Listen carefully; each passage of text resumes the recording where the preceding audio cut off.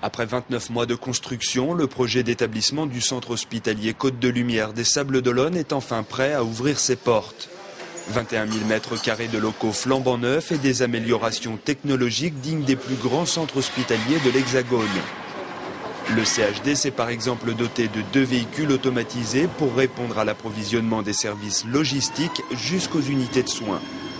2 automates programmés, guidés par des réflecteurs fixés au mur, prévus pour améliorer les conditions de travail du personnel hospitalier.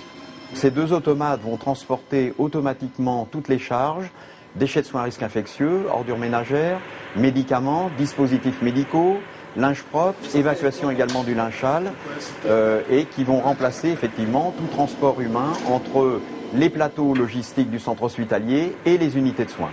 Ils vont pouvoir donc codifier le numéro du laboratoire ici par un numéro à 4 chiffres. Autre équipement innovant, un système de transport automatisé pour les charges légères par réseau pneumatique.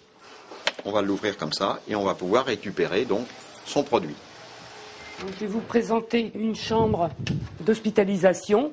176 lits et places court séjour, 40 lits de soins de suite et de réadaptation, des chambres ergonomiques, des conditions de confort hôtelier de qualité. Le nouveau centre hospitalier Côte de Lumière a choisi le meilleur pour le confort de ses patients, de leurs accompagnants, mais aussi de son personnel soignant. À l'intérieur, chaque lit est équipé de la télé, téléphone incorporé sur le terminal. Et pour le soignant, possibilité à l'aide d'une carte professionnelle de s'identifier et d'avoir accès au dossier patient. Et pour casser le cliché des hôpitaux où la couleur blanche prédomine sur tous les murs, le CHCL a lui opté pour la couleur. Dans les couloirs bien sûr, mais aussi dans les chambres, principalement celles destinées au séjour des enfants. Pour l'heure, les équipes sont encore au nettoyage avant l'arrivée officielle des premiers patients le 21 novembre.